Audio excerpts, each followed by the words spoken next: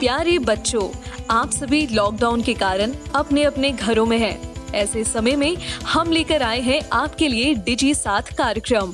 इसके माध्यम से आप प्रत्येक दिन सोमवार से शुक्रवार तक पूर्वाह्न 10 से 12 तथा अपराह्न 1 से 2 बजे तक अपने अपने कक्षाओं के अनुरूप कार्यक्रम देख सकेंगे। स्कूली शिक्षा एवं साक्षरता विभाग, झारखंड। नमस्कार दोस्तों, आप सबका झारखंड सरकार के डिजी साथ प्रोग्राम में स्वागत है। आइए देखते हैं कि आज हम क्या पढ़ेंगे। तो दोस्तों, आज के एपिसोड की शुरुआत में हम 10वीं कक्षा में पढ़ेंगे सोशल साइंस का अध्याय राजनीतिक दल। हम इस अध्याय का पहला भाग देखेंगे आज और फिर उन पर आधारित कुछ रोचक प्रश्नों को भी जानेंगे। साथ ही हम इंग्लिश में पढ़ेंगे टेंसेस। हम इसका पहला भाग देखेंगे आज। इसी प्रकार से 12वीं कक्षा में हम पढ़ेंगे केमिस्ट्री का अध्याय पी ब्लॉक एलिमेंट्स। हम इस चैप्टर का 5वां भाग देखेंगे आज और फिर उन पर आधारित रोचक प्रश्नों को भी जानेंगे। साथ ही हम 12वीं कक्षा के बायोलॉजी में पढ़ेंगे वंशागति के आणविक आधार। हम इस अध्याय का 5वां भाग देखेंगे आज और फिर उन पर आधारित कुछ प्रश्नों को भी जानेंगे। तो चलिए शुरू करते हैं हम अपना प्रोग्राम डिजी साथ। अब पढ़ाई नहीं रुकेगी। हेलो फ्रेंड्स, आज हम राजनीतिक दल के भाग 1 पे चर्चा करेंगे। फ्रेंड्स, इस वीडियो में हम चर्चा करेंगे राजनीतिक दल के अर्थ पे, राजनीतिक दल के कार्यों पर, राजनीतिक दल की जरूरत पर और भारत में कितने राजनीतिक दल हैं उन पर। तो चलिए आगे बढ़ते हैं और शुरुआत करते हैं राजनीतिक दल के अर्थ से। दोस्तों, जब हम बात करते हैं राजनीतिक पार्टी या राजनीतिक दल की, तो यह वैसा समूह है जिसका निर्माण चुनाव लड़ने और सरकार बनाने के उद्देश्यों से होता है। दोस्तों, एक राजनीतिक पार्टी में शामिल लोग कुछ नीतियां और कार्यक्रम पे सहमत होते हैं। इन कार्यक्रमों और नीतियों का लक्ष्य समाज की भलाई करना होता है। दोस्तों, अलग अलग राजनीतिक पार्टियां हमारे समाज में मूलभूत राजनीतिक विभाजन का प्रतिबिंब होती हैं। दोस्तों, राजनीतिक पार्टियां समाज के किसी खास पार्ट का प्रतिनिधित्व करती हैं, इसलिए इसमें पार्टीजनशिप की बात आती है।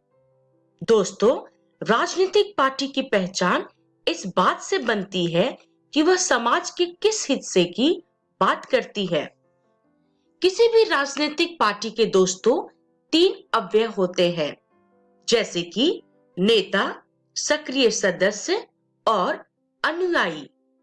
चलिए अब हम आगे बढ़ते हैं। आगे बढ़ते हुए अब हम चर्चा करेंगे राजनीतिक दल के कार्यों पे। वैसे तो दोस्तों, किसी भी पार्टी का मुख्य कार्य होता है राजनीतिक पदों को भरना और सत्ता का इस्तेमाल करना। ऐसा करने के लिए राजनीतिक पार्टियां विभिन्न कार्य करती हैं। तो आइए हम चर्चा करते हैं कि आखिर वो कौन-कौन से कार्य करते हैं। दोस्तों, राजनीतिक दल के मुख्य कार्य में आता है सरकारी मशीनरी तक लोगों की पहुंच बनाना। अर्थात राजनीतिक पार्टी का काम है सरकारी मशीनरी और लोगों के बीच एक कड़ी का काम करना। वे लोगों तक जन कल्याण योजनाओं को पहुंचाती है। इसका दूसरा कार्य है जनमत का निर्माण। दोस्तों, ये किसी भी राजनीतिक पार्टी का महत्वपूर्ण कार्य होता है। जनमत के निर्माण के लिए पार्टी विधायिका और मीडिया में ज्वलंत मुद्दों को उठाती है और फिर उन मुद्दों को हवा देती है। पार्टी के कार्यकर्ता पूरे देश में फैल के जनता को अपने मुद्दों से अवगत करवाते हैं। इसका तीसरा कार्य है विपक्ष की भूमिका निभाना। दोस्तों, जिन राजनीतिक पार्टी को सरकार बनाने का मौका नहीं मिलता, वे विपक्ष की भूमिका निभाते हैं। चौथा कार्य है सरकार बनाना। जब कोई राजनीतिक पार्टी सबसे अधिक सीटों पे चुनाव जीतती है, तो वो सरकार बनाती है। कार्यपालिका का गठन सत्ताधारी पार्टी या गठबंधन के लोगों के द्वारा होता है। अलग अलग मंत्रालयों की जिम्मेदारी विभिन्न राजनेताओं को दी जाती है। इसका अगला कार्य है कानून बनाना। दोस्तों, कानून बनाने का काम विधायिका द्वारा की जाती है। विधायिका के अधिकतर सदस्य किसी न किसी राजनीतिक पार्टी के सदस्य होते हैं, इसलिए कानून बनाने की प्रक्रिया में राजनीतिक पार्टियों की प्रत्यक्ष भूमिका होती है। इसका अगला कार्य है नीति बनाना। दोस्तों, राजनीतिक पार्टियां जनहित को ध्यान में रखते हुए अपनी नीतियां तैयार करती हैं। राजनीतिक पार्टी अपनी नीतियों और कार्यक्रमों को जनता के सामने रखती है। इससे जनता को किसी विकल्प को चुनने में मदद मिलती है। एक राजनीतिक पार्टी एक जैसी मानसिकता वाले लाखों करोड़ों लोगों को एक ही छत के नीचे लाने का कार्य करती है। जब जनता किसी पार्टी के सरकार बनाने के लिए चुनती है, तो उस पार्टी से अपनी नीतियां और कार्यक्रम पे अमल करने की अपेक्षा भी रखती है। इसका अगला कार्य है चुनाव लड़ना, अर्थात हर राजनीतिक पार्टी चुनाव लड़ती है। इसके लिए वे राजनीतिक पार्टी विभिन्न निर्वाचन क्षेत्रों के लिए अपने उम्मीदवारों को चुनावी मैदान में खड़ा करते हैं। चलिए दोस्तों, अब हम आगे बढ़ते हैं। आगे बढ़ते हुए अब हम चर्चा करेंगे राजनीतिक दल की जरूरतों पे। दोस्तों, जब हम बात करते हैं राजनीतिक दल की जरूरत की, तो किसी भी लोकतंत्र में राजनीतिक पार्टी एक अभिन्न अंग होती है। यदि कोई पार्टी नहीं होगी, तो हर चुनावी क्षेत्र में एक स्वतंत्र उम्मीदवार चुनाव लड़ेगा। दोस्तों, हमारे देश में लोकसभा में 543 सदस्य हैं। यदि हर सदस्य स्वतंत्र उम्मीदवार के रूप में चुनाव जीतकर आगे आएगा, तो बड़ी विकट समस्या खड़ी हो जाएगी। कोई भी दो सदस्य किसी भी मुद्दे पे एक ही सोच रखने में असमर्थ होते हैं। अर्थात एक निर्दलीय सांसद पहले अपनी चुनावी क्षेत्रों के बारे में सोचेगा और राष्ट्रीय हित को किनारे कर देगा। अतः दोस्तों, राजनीतिक पार्टी का काम होता है विभिन्न व्यक्तित्व के राजनेताओं को एक मंच पे लाने का और किसी भी बड़े मुद्दों पे एक जैसी विचारधारा बनाने में मदद करने का। दोस्तों, आज पूरी दुनिया में प्रतिनिधित्व के आधार पे लोकतंत्र को अपनाया जाता है।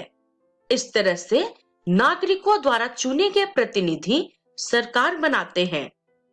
वास्तविक जीवन में यह असंभव है कि हर नागरिक प्रत्यक्ष रूप से सरकार चलाने में योगदान दे पाए। इसीलिए राजनीतिक पार्टियां अस्तित्व में आई। चलिए दोस्तों, अब हम आगे बढ़ते हैं और चर्चा करते हैं कि भारत में कितने राजनीतिक दल हैं।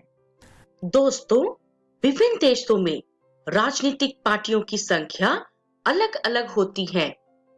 जैसे कि भारत में चुनाव आयोग में नाम पंजीकृत करवाने वाले दलों की संख्या 750 से भी ज्यादा है। कुछ देशों में एक ही पार्टी होती है, तो कुछ देशों में 2 पार्टियां होती हैं। कुछ देशों में अनेक पार्टियां भी होती हैं, जैसे कि भारत में। दोस्तों, किसी भी देश में प्रचलित पार्टी सिस्टम के कई ऐतिहासिक और सामाजिक कारण होते हैं।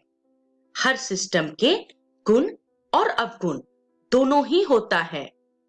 अगर हम बात करें चीन में, तो चीन में एकल पार्टी सिस्टम है जो है कम्युनिस्ट पार्टी। वहीं पे अगर हम बात करें अमेरिका और ब्रिटेन में, तो इन दोनों देशों में दो दलीय व्यवस्था है। दोस्तों, उसी प्रकार अगर हम बात करें भारत की, तो भारत में मल्टी पार्टी सिस्टम अर्थात बहुदलीय व्यवस्था है। भारत के समाज में भारी विविधता होने के कारण यहाँ मल्टी पार्टी सिस्टम विकसित हुई है। दोस्तों, मल्टी पार्टी सिस्टम में कई कमियां होती हैं। कई बार तो साल 2 साल में ही सरकारें बदल जाती हैं और राजनीतिक अस्थिरता का माहौल बन जाता है। लेकिन भारत जैसे विविधतापूर्ण देश में अलग अलग हितों और मत धारणाओं को सही प्रतिनिधित्व मल्टी पार्टी से ही संभव है। दोस्तों, 2004 के संसदीय चुनाव में भारत में 3 प्रमुख गठबंधन थे: राष्ट्रीय जनतांत्रिक गठबंधन, संयुक्त प्रगतिशील गठबंधन और वाम मोर्चा। चलिए दोस्तों, अब हम आगे बढ़ते हैं। आगे बढ़ते हुए हम अपनी चर्चा कितने राजनीतिक दल पे जारी रखते हैं। दोस्तों, आजादी के बाद शुरुआती दौर से लेके 1977 तक भारत में कांग्रेस पार्टी की सरकार बनी रही। 1977 से 1980 तक जनता पार्टी की सरकार बनी। 1980 से 1989 तक कांग्रेस की सरकार रही। दोस्तों, 1990 से 1991 तक जनता दल की सरकार बनी। 1991 से 1996 तक वापस कांग्रेस की सरकार रही। वहीं 96 से 2004 तक गठबंधन की सरकारें का दौर चला। वहीं 2004 से 2014 तक कांग्रेस पार्टी के नेतृत्व में गठबंधन सरकार चली और 2019 के चुनाव में भाजपा दोबारा चुनाव जीतकर आगे आई। चलिए दोस्तों, अब हम आगे बढ़ते हैं। हम चर्चा करेंगे कि इस वीडियो में हमने क्या-क्या सीखा। तो दोस्तों, इस वीडियो में हमने राजनीतिक दल का अर्थ, राजनीतिक दल के कार्य, राजनीतिक दल की जरूरत और कितने राजनीतिक दल हैं उस पर चर्चा की। इन सभी का रेफरेंस राजनीतिक शास्त्र कक्षा 10 की पाठ्य पुस्तक है। दोस्तों, अगली वीडियो में हम राजनीतिक दलों में जन भागीदारी, राष्ट्रीय पार्टी, क्षेत्रीय दल, राजनीतिक दलों के लिए चुनौतियां, राजनीतिक दलों को सुधारने के उपाय और भविष्य के लिए सलाह पे चर्चा करेंगे। तब तक के लिए धन्यवाद।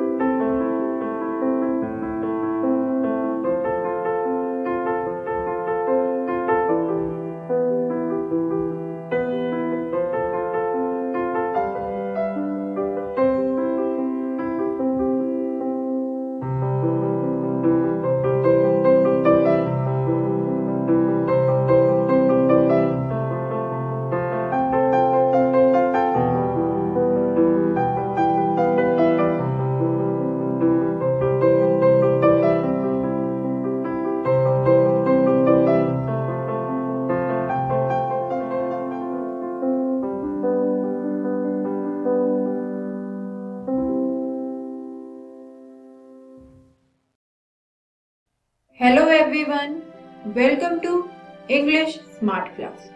दोस्तों, जैसे कि हम लोग बात कर रहे थे इंग्लिश ग्रामर की, तो आज हम जिस टॉपिक के बारे में डिस्कस करने वाले हैं उसका नाम है टेंसेस, और ये वीडियो इस टॉपिक का पार्ट 1 है। तो चलिए सबसे पहले बात करते हैं कि आज इस वीडियो में हमें क्या सीखने को मिलेगा। आज इस वीडियो में हम लोग सबसे पहले बात करेंगे टेंसेस के बारे में कि आखिर टेंसेस होते क्या है। उसके बाद हम लोग टेंसेस से रिलेटेड 3 पिलर्स के बारे में जानेंगे जो कि ग्रामर के काफी कोर टॉपिक्स हैं। इसके बाद हम लोग टेंसेस का चार्ट पढ़ेंगे and finally at the end हम लोग सिंपल प्रेजेंट टेंस के बारे में बात करेंगे और इसके क्या क्या रूल्स हैं उनको समझने की कोशिश करेंगे। अब दोस्तों, आप लोग सोच रहे होंगे कि आखिर ये टेंस सीखने की जरूरत क्या है, आखिर ये टेंसेस होते क्या है। तो tenses is a method that we use to refer time, यानी कि टेंसेस एक तरीका है जो टाइम को रेफर करने के काम आता है। और टाइम 3 तरीके का होता है, इसलिए हमारे ये जो टेंसेस है ये भी 3 तरीके के होते हैं। बीते हुए टाइम के बारे में बात करने के लिए है हमारे पास पास्ट टेंस, जो टाइम चल रहा है उसकी बात करता है प्रेजेंट टेंस, और आने वाले टाइम को रेफर करने के लिए है फ्यूचर टेंस। और एक बार इन तीनों टेंसेस का लॉजिक अगर हमारे माइंड को समझ आ जाए, एक बार आपको पास्ट, प्रेजेंट और फ्यूचर क्लियर हो जाए, उसके बाद आप कहीं भी इन टेंसेस को यूज करके सही से और खुद से इंग्लिश बोल पाएंगे और इंग्लिश लिख पाएंगे। फिर आप भी अमिताभ बच्चन की तरह बोल पाएंगे।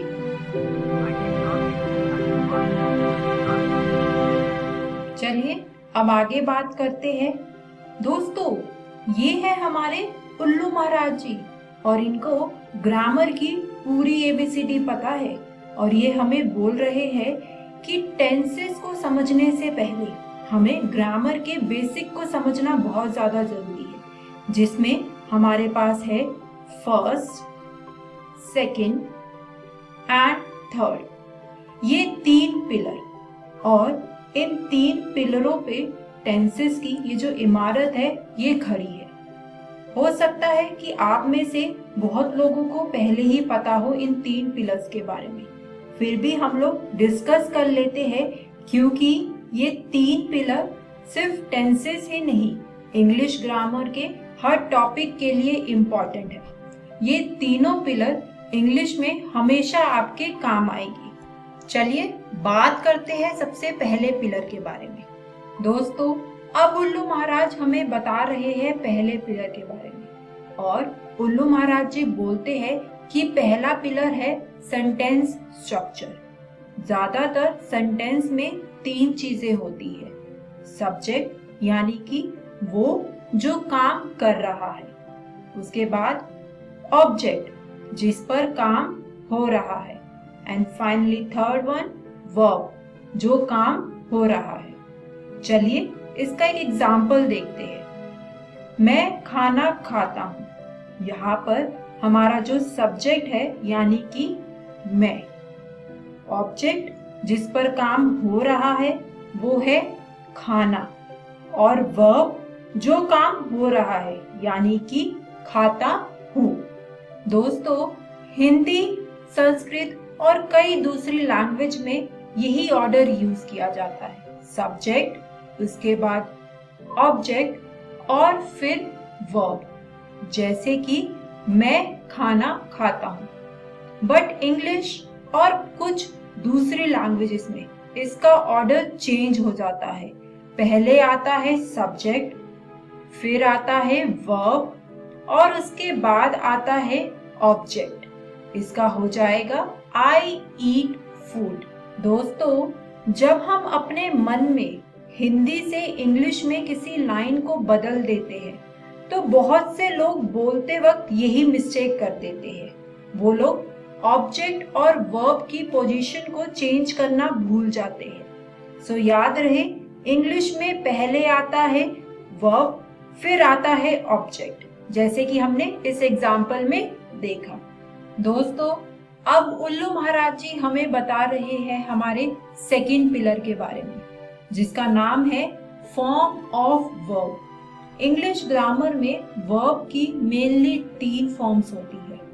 फर्स्ट फॉर्म, इसको हम लोग बेस फॉर्म भी बोलते हैं, जैसे कि ईट। सेकंड फॉर्म, इसे हम लोग पास्ट फॉर्म भी कहते हैं, जैसे कि एट। एंड थर्ड फॉर्म, इसे हम लोग पास्ट पार्टिसिपल्स फॉर्म भी कहते हैं, जैसे कि ईटन। दोस्तों, और जब हम लोग टेंसेस को समझेंगे ना, तो मैं आपको साथ के साथ ये भी समझाती जाऊंगी कि किस तरह से आपको ईट, एट और ईटन, ये जो वर्ब की 3 फॉर्म्स है, इनको किस तरह से यूज करना है और किस तरह से सेंटेंस स्ट्रक्चर करना है।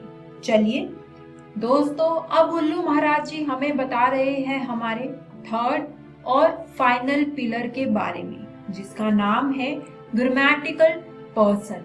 और दोस्तों, ये भी 3 तरह का होता है, फर्स्ट पर्सन, सेकंड पर्सन और थर्ड पर्सन। फर्स्ट पर्सन में है हमारे पास आई और वी। सेकंड पर्सन में हम लोग बात करते हैं यू, यानी तुम्हारा। और थर्ड पर्सन में है हमारे पास ही, शी, इट, दे, यानी कि कोई तीसरा पर्सन। मतलब थर्ड पर्सन में कोई भी तीसरा इंसान या तीसरी चीज, जैसे कि फादर, मदर, रोहित, नेहा, सन, मून।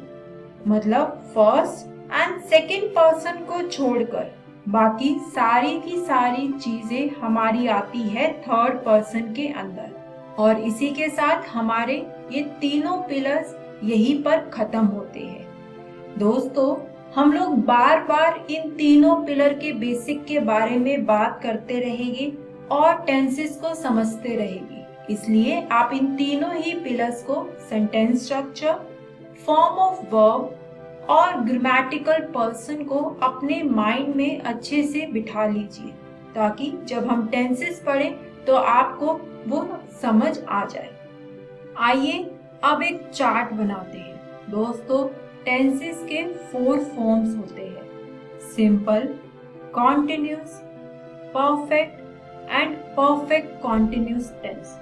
और आपको याद ही होगा, हमने टेंसेस के 3 टाइप्स के बारे में बात की थी, प्रेजेंट, पास्ट और फ्यूचर। दोस्तों, इस चार्ट से आपको टेंसेस के ये 12 फॉर्म्स लिखने और याद करने बहुत आसान हो जाएंगे। जैसे कि सिंपल के केस में यहाँ से लिया सिंपल और ऊपर से लिया प्रेजेंट, और ये हमारा बन गया सिंपल प्रेजेंट टेंस। इसी तरह हमारा होगा सिंपल पास्ट टेंस और सिंपल फ्यूचर टेंस। इसके बाद हमने इधर से लिया प्रेजेंट और साइड से लिया कॉन्टिन्यूस, और ये हमारा बन गया प्रेजेंट कॉन्टिन्यूस टेंस। इसी तरह पास्ट कॉन्टिन्यूस और फ्यूचर कॉन्टिन्यूस टेंस। उसके बाद हम लोगों ने यहाँ से लिया प्रेजेंट और वहां से लिया परफेक्ट, तो ये हमारा बन गया प्रेजेंट परफेक्ट टेंस। इसी तरह हमारा बनेगा पास्ट परफेक्ट और फ्यूचर परफेक्ट। और अब present perfect continuous, past perfect continuous और फ्यूचर परफेक्ट कॉन्टिन्यूस। चलिए दोस्तों, अब एक एक करके इनके बारे में बात करते हैं और देखते हैं कि आखिर ये एक दूसरे से किस तरह अलग है। चलिए दोस्तों, सबसे पहले देखते हैं सिंपल प्रेजेंट टेंस को, और ये क्या होते हैं इसको समझने की कोशिश करते हैं। जैसे कि मैं क्रिकेट खेलता हूँ, इसमें हमको कोई भी स्पेसिफिक टाइम के बारे में नहीं बताया है, बट एक ऐसी चीज बताई है जो आज भी होती है। आज भी होती है से मतलब है या तो इस टाइम पे यानी कि अभी, या फिर इस आवर में, इस वीक में, या फिर इस मंथ या ईयर में अभी भी होती है। ज्यादातर हम लोग अपनी हैबिट्स के बारे में, रूटीन के बारे में या फिर फैक्ट्स के बारे में बात करते हैं सिंपल प्रेजेंट टेंस को यूज करते हुए। चलिए इसके कुछ एग्जांपल्स देखते हैं, जैसे कि पृथ्वी गोल घूमती है, ये एक फैक्ट है। तुम पिज्जा खाते हो, ये एक हैबिट है। बच्चे क्रिकेट खेलते हैं, ये एक रूटीन है। सिंपल प्रेजेंट टेंस को आइडेंटिफाई करने का एक और तरीका है।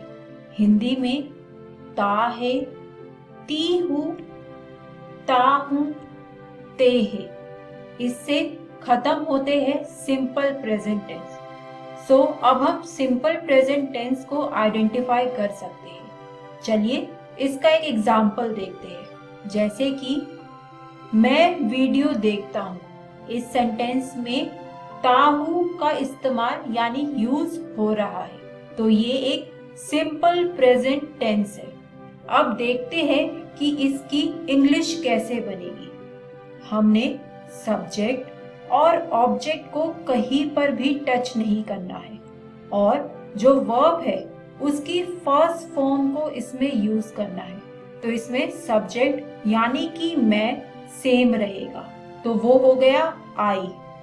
वीडियो है हमारा ऑब्जेक्ट, तो वो भी सेम रहेगा, तो वो हो जाएगा वीडियोस। और देखता हूँ यानी कि वर्ब, इसकी हम लोग यहाँ पर फर्स्ट फॉर्म को यूज करेंगे, तो वो बन जाएगा वॉच। यानी कि हमारा सेंटेंस बन गया, मैं वीडियो देखता हूँ का इंग्लिश आई वॉच वीडियोस। दोस्तों अब इसमें एक रूल हमें याद रखना होगा, जब भी सब्जेक्ट थर्ड पर्सन हो। थर्ड पर्सन याद है आप लोगों को, हमने हमारे पिलर नंबर 3 में इसके बारे में बात की थी। यानी कि जब भी वो he, she, children, they, sun, moon, ये सब आते हैं हमारे थर्ड पर्सन के अंदर। और साथ ही साथ जो थर्ड पर्सन है वो सिंगुलर हो, मतलब कि एक ही हो, एक से ज्यादा ना हो। यानी कि he, she, it, child, sun, moon. तो जब भी थर्ड पर्सन अकेला हो यानी कि सिंगुलर हो, तो हम वहां पर वर्ब के साथ साथ एस या ईएस लगा देते हैं। चलिए अब इसका एक एग्जाम्पल देखते हैं, ताकि आपको ये रूल क्लियर हो जाए। हमारा एग्जाम्पल है, रोहन जल्दी सोता है। रोहन सब्जेक्ट है और रोहन एक थर्ड पर्सन है, और वो यहाँ पर अकेला है, तो यहाँ पर वर्ब के साथ एस या ईएस लगेगा। इसका इंग्लिश में ट्रांसलेशन होगा, तो रोहन सब्जेक्ट है हमारा, उसका एज इट इज लिखा जाएगा। उसके बाद है ऑब्जेक्ट जल्दी, तो वो हो जाएगा हमारा अर्ली, और साथ में यहाँ पर वर्ब सोता है, तो वो होगा स्लीप। क्योंकि यहाँ पर हम लोग थर्ड पर्सन प्लस सिंगुलर की बात कर रहे हैं, तो हमारा स्लीप बन जाएगा स्लीप्स। तो हमारा सेंटेंस बनेगा, रोहन स्लीप्स अर्ली। तो दोस्तों याद रहे, सिंपल प्रेजेंट टेंस में सब्जेक्ट प्लस वर्ब की फर्स्ट फॉर्म प्लस ऑब्जेक्ट, और अगर सब्जेक्ट थर्ड पर्सन हो और वो सिंगुलर हो, तो आप बताइए क्या करना होगा। यस, लग जाएगा वर्ब के साथ एस या ईएस। इसके कुछ और एग्जाम्पल देखते हैं, जैसे कि मैं अंडा खाता हूँ, ये हमारा बन जाएगा आई ईट एग। और वही दूसरी तरफ पापा ऑफिस जाते हैं, डैड गोज टू ऑफिस। यहाँ पर हमारा डैड थर्ड पर्सन है और सिंगुलर है, इसलिए गोज। और इसी के साथ हमारा सिंपल प्रेजेंट टेंस यहीं पर खत्म होता है। बात करते हैं कि आज इस वीडियो में हमने क्या सीखा। आज इस वीडियो में हमने सबसे पहले जाना कि आखिर टेंस होते क्या है।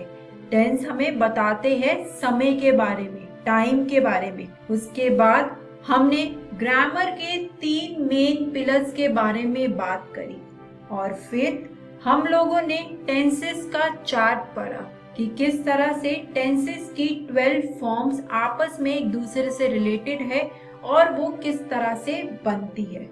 एंड फाइनली हम लोगों ने बात करी सिंपल प्रेजेंट टेंस के बारे में और उसके रूल्स को समझा। इससे अगली वीडियो में हम लोग बात करेंगे पास्ट टेंस के बारे में और फ्यूचर टेंस के बारे में।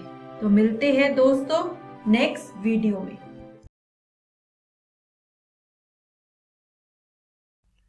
नमस्कार दोस्तों, आज हम पी ब्लॉक के तत्व का 5वां भाग शुरू करने जा रहे हैं।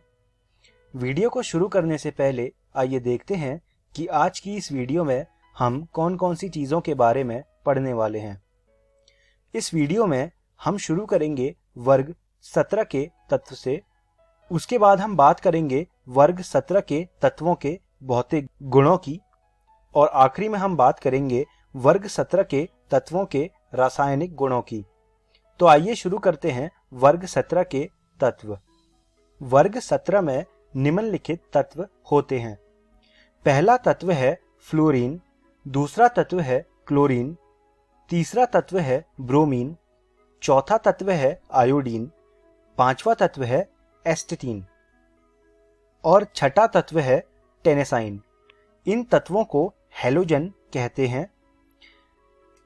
अब हम बात करते हैं इन तत्वों के इलेक्ट्रॉनिक विन्यास की। इन सभी तत्वों के बाह्यतम कोश में 7 इलेक्ट्रॉन होते हैं और इसका जो इलेक्ट्रॉनिक विन्यास होता है वो ns2np5 होता है, जो कि उससे अगली उत्कृष्ट गैस से 1 इलेक्ट्रॉन कम होता है। तो आप इस चीज को अपनी कॉपी में लिख लीजिए। अब हम आगे बढ़ते हैं और बात करते हैं परमाणु एवं आयनी त्रिज्या की। अधिकतम प्रभावी नाभिकीय आवेश के कारण हैलोजनों की आयनी त्रिज्या अपने यथाक्रम आवर्ती में सबसे छोटी होती है। फ्लोरीन की परमाणु त्रिज्या दूसरे आवर्त के अन्य तत्वों के समान बहुत छोटी होती है।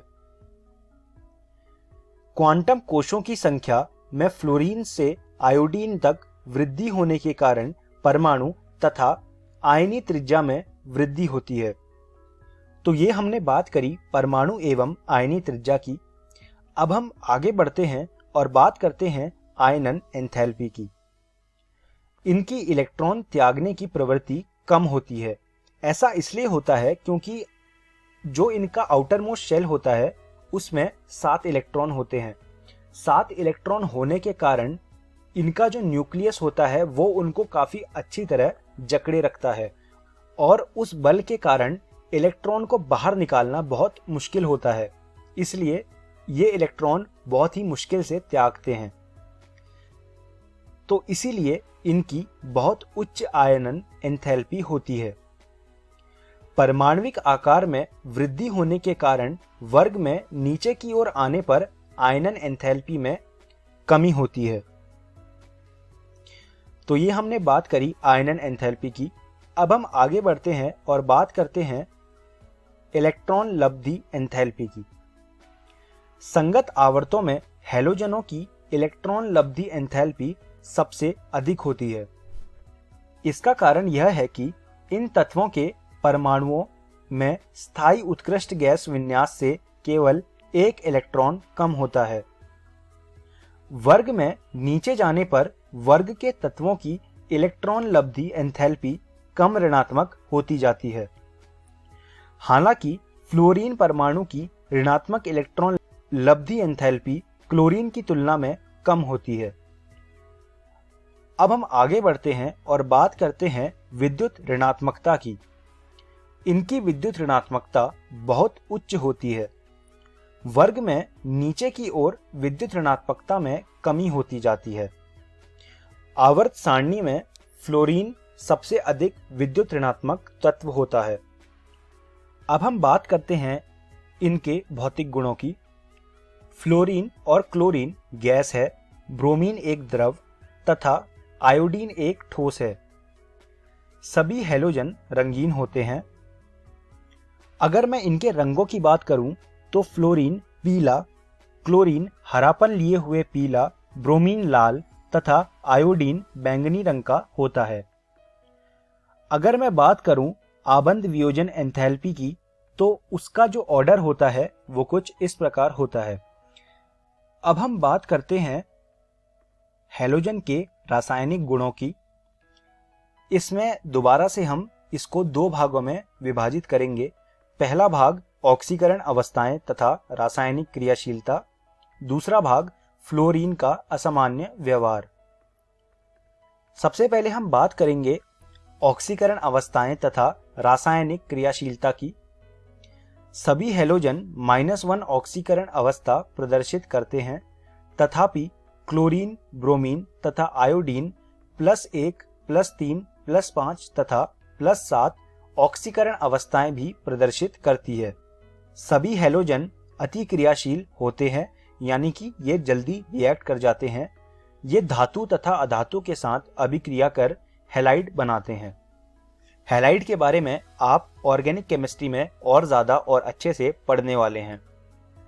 वर्ग में नीचे की ओर जाने पर हैलोजनों की क्रियाशीलता कम होती है, और ऐसा इसलिए होता है क्योंकि वर्ग में नीचे की ओर जाने से इसका साइज बढ़ता है और इसका जो पॉजिटिव चार्ज है, जो इसका न्यूक्लियर चार्ज है, वो कम हो जाता है। एक इलेक्ट्रॉन तत्काल प्रतिग्रहण कर लेने की प्रवृत्ति के कारण हैलोजनों की प्रबल ऑक्सीकारक प्रकृति होती है। प्रबलतम ऑक्सीकारक हैलोजन है और यह दूसरे हैलाइड आयनों को विलयन में या यहां तक कि ठोस प्रावस्था में भी ऑक्सीकृत कर देती है। अब बात करते हैं फ्लोरीन के असामान्य व्यवहार की। पी ब्लॉक के द्वितीय आवर्त में उपस्थित अन्य तत्वों की भांति फ्लोरीन भी कई गुणों में असामान्य है। उदाहरण के लिए आयनन एंथैल्पी, विद्युत ऋणात्मकता तथा विद्युत विभव, यह सभी फ्लोरीन के लिए अन्य हैलोजनों की प्रवृत्ति के आधार पर अपेक्षित मानों से उच्च होते हैं।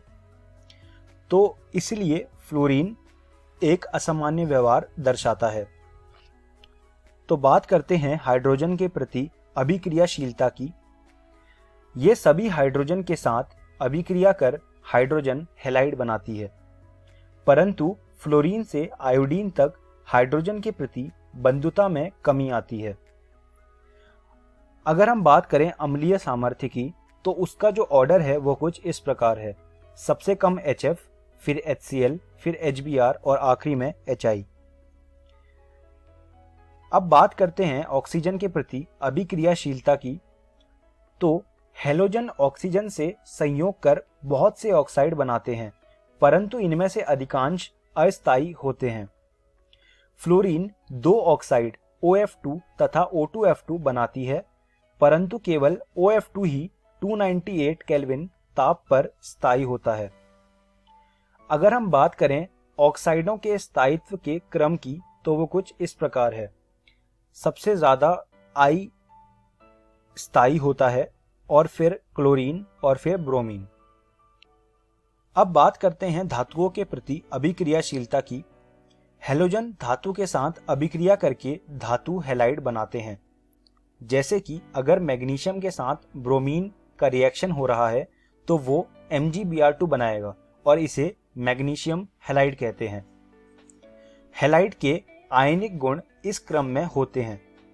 तो आप क्रम देख सकते हैं, सबसे ज्यादा MF, फिर MCl, फिर MBr और फिर Mi। यहां पर M जो है वो धातु को दर्शाता है। अब बात करते हैं अन्य हैलोजनों के प्रति अभिक्रियाशीलता की। हैलोजन अन्य हैलोजनों के साथ संयोग कर बहुत से यौगिक बनाते हैं जो अंतरा हैलोजन कहलाते हैं, जिनके प्रकार हैं XX-, XX-3, XX-5 तथा XX-7, जहां X बड़े आकार का हैलोजन है तथा X- छोटे आकार का हैलोजन है। अब हम इस वीडियो के अंत में आ गए हैं। आइए जानते हैं कि आज की इस वीडियो में हमने क्या क्या सीखा। सबसे पहले हमने वर्ग 17 के तत्वों के बारे में पढ़ा। उसके बाद हमने वर्ग 17 के तत्वों के भौतिक गुण पढ़े और आखिरी में हमने वर्ग 17 के तत्वों के रासायनिक गुण पढ़े। मैं उम्मीद करता हूँ आपको मेरी पढ़ाई हुई चीज़ें समझ आई होंगी और ये सुझाव दूंगा कि आप इन सब चीज़ों को रसायन विज्ञान की एनसीईआरटी से पढ़ लीजिएगा। अगली वीडियो में हम वर्ग 17 के यौगिकों के बारे में पढ़ेंगे। धन्यवाद दोस्तों।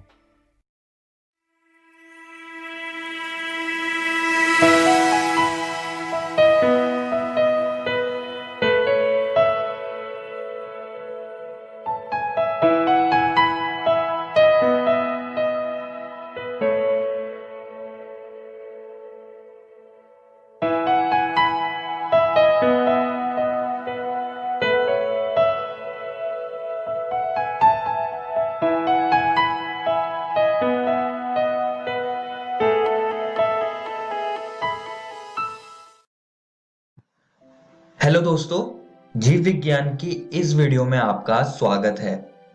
आज भी हम आपका अध्याय वंशागति के आणविक आधार को जारी रखेंगे।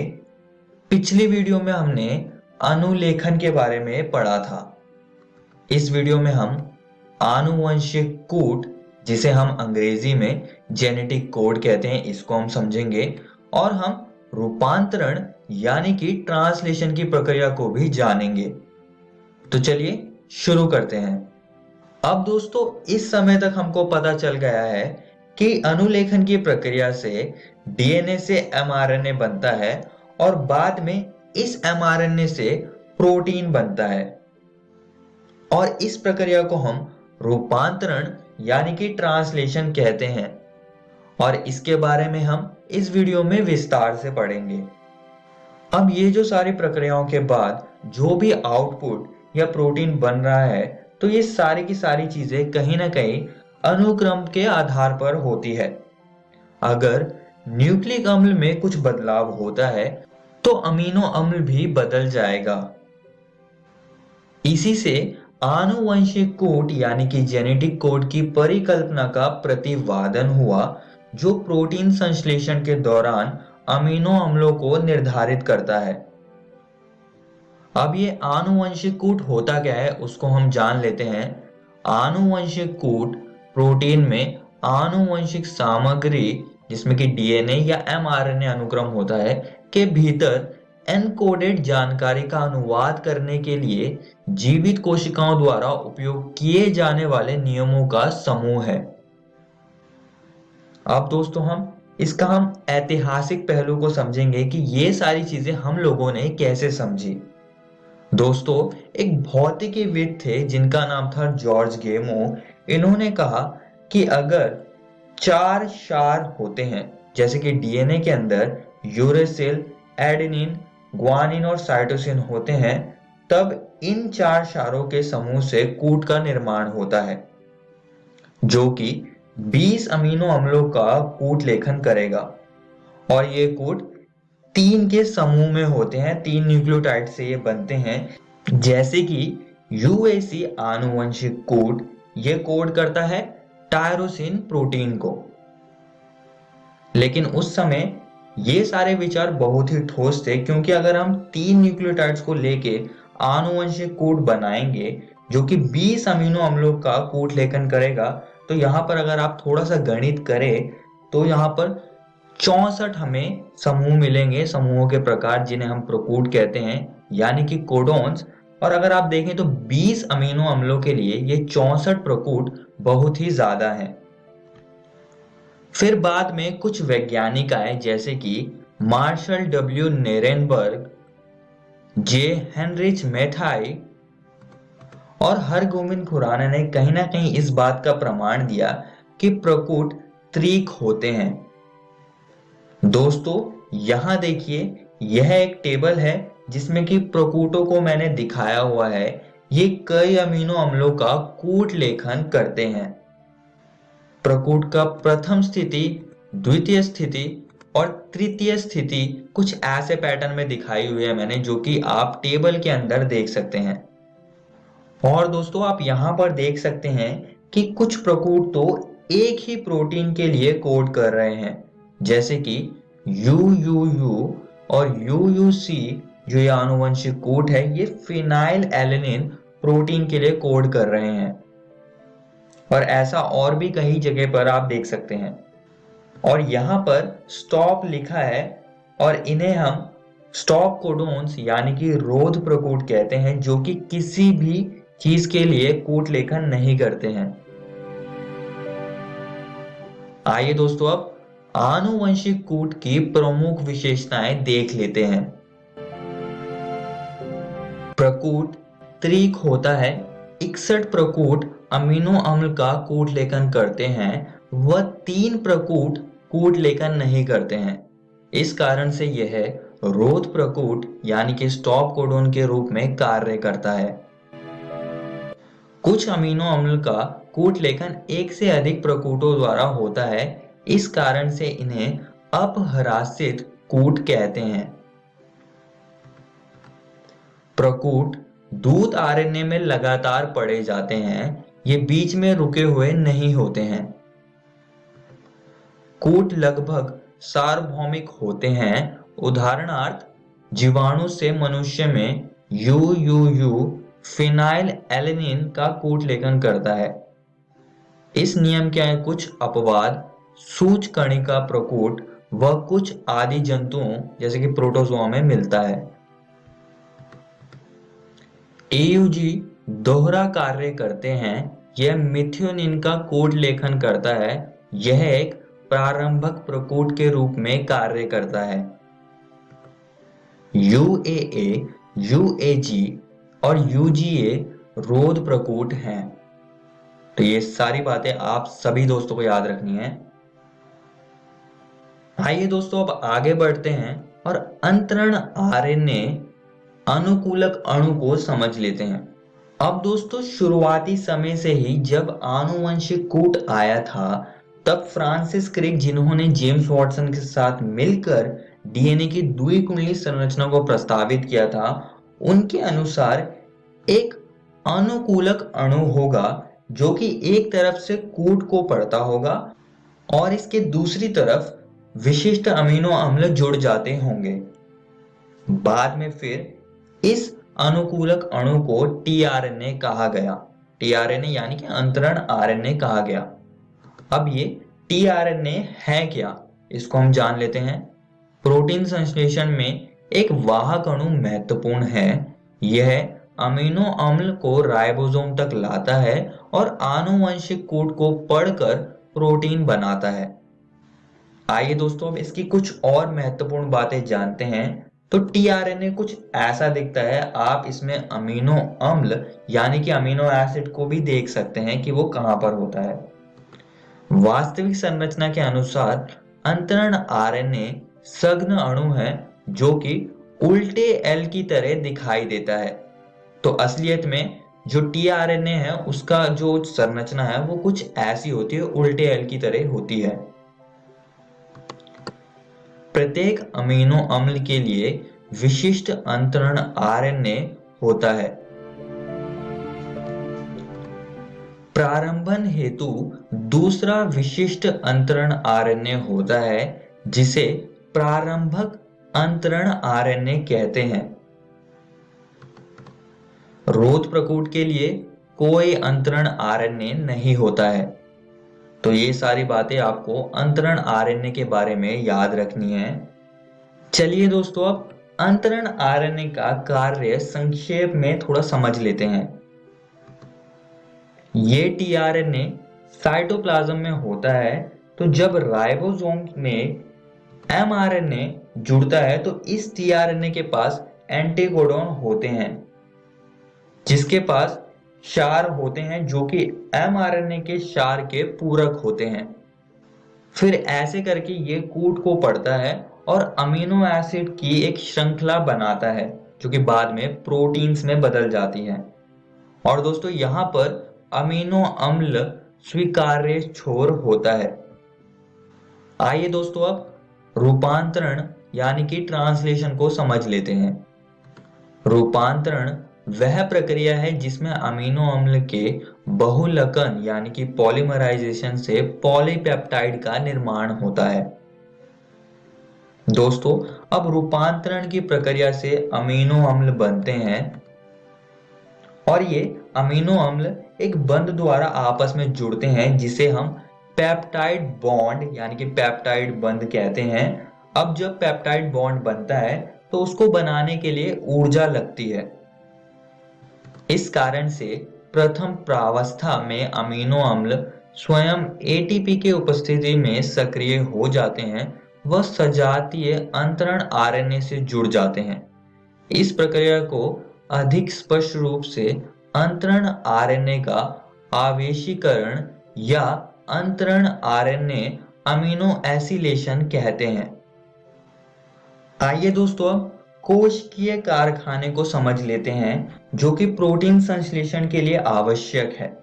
इस कोशिकीय कारखाने को हम राइबोसोम कहते हैं, जिसके पास एक बड़ी उप एकक होता है और एक होता है छोटा उप एकक।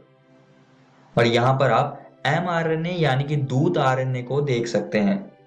जब छोटा उप एकक से दूत आरएनए मिलता है तब ये दूत आरएनए प्रोटीन स्थानांतरण की प्रक्रिया को शुरू कर देगा, यानी कि वो ट्रांसलेशन की प्रक्रिया को शुरू कर देता है।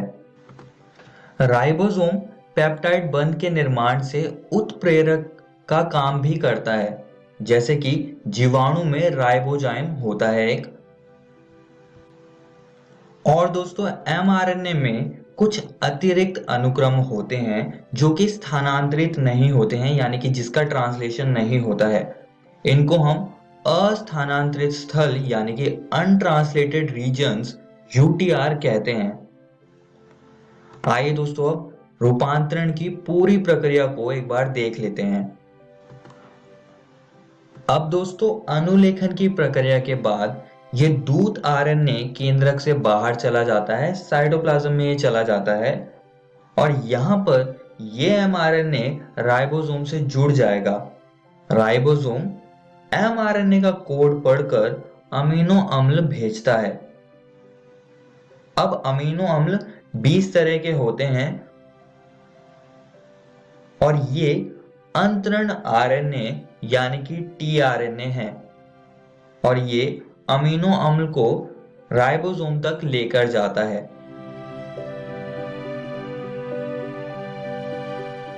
अब दोस्तों, एक बार में सिर्फ 3 कोड पढ़े जाएंगे। अब जब एक त्रिक पढ़ा जाएगा तो अमीनो अम्ल उत्पन्न होता जाएगा tRNA द्वारा। ऐसा करके अमीनो अम्ल की एक श्रृंखला बन जाएगी जो कि बाद में प्रोटीन्स बना देगी।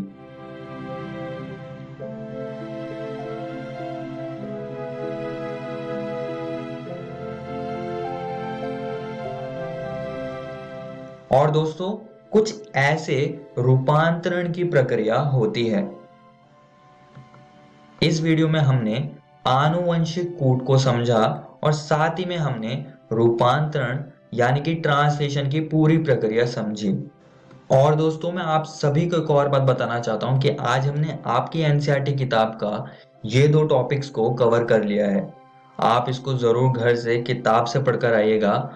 अगली वीडियो में हम जीन अभिव्यक्ति का नियमन और लैक प्रचालक यानी कि द लैक ऑपरॉन को समझेंगे। धन्यवाद।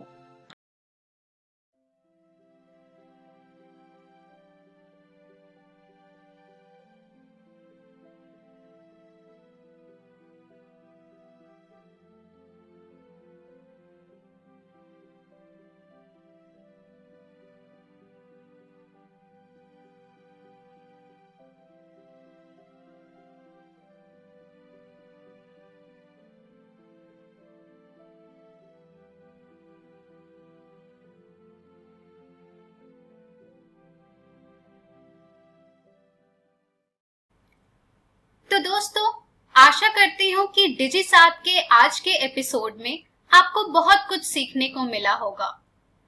आइए देखते हैं कि आज हमने क्या पढ़ा। तो आज हमने 10वीं कक्षा में पढ़ा सोशल साइंस का अध्याय राजनीतिक दल, साथ ही इंग्लिश ग्रामर से टेंसेस। फिर हमने 12वीं कक्षा में पढ़ा केमिस्ट्री का चैप्टर पी ब्लॉक एलिमेंट्स और बायोलॉजी का चैप्टर वंशागति के आणविक आधार। आइए अब हम देखेंगे कि हम कल क्या पढ़ेंगे। तो हम कल 10वीं कक्षा में पढ़ेंगे गणित का अध्याय त्रिभुज, साथ ही हिंदी का अध्याय नागार्जुन। इसी प्रकार से 12वीं कक्षा में हम पढ़ेंगे गणित का अध्याय सातत्य तथा अवकलनीयता, साथ ही केमिस्ट्री का चैप्टर पी ब्लॉक एलिमेंट्स।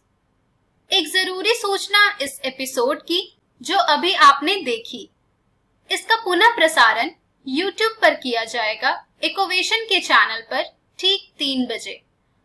तो यदि आप अपने दोस्तों के साथ ये वीडियो शेयर करना चाहते हैं या इसे पुनः देखना चाहते हैं तो YouTube पर Digi7 इकोवेशन सर्च करके आप इस वीडियो तक पहुंच सकते हैं।